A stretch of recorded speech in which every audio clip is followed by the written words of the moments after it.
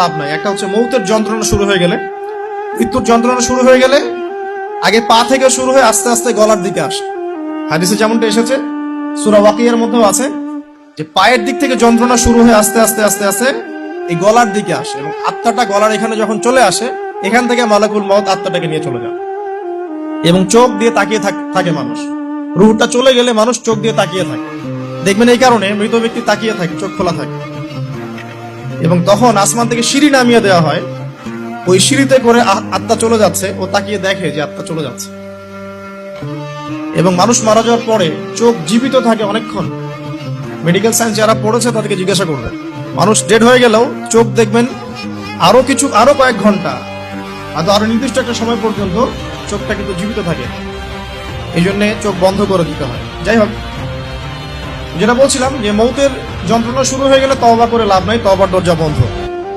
আর পশ্চিম দিক থেকে সূর্য উঠে গেলে তওবা করে লাভ নাই, তওবার দরজা বন্ধ।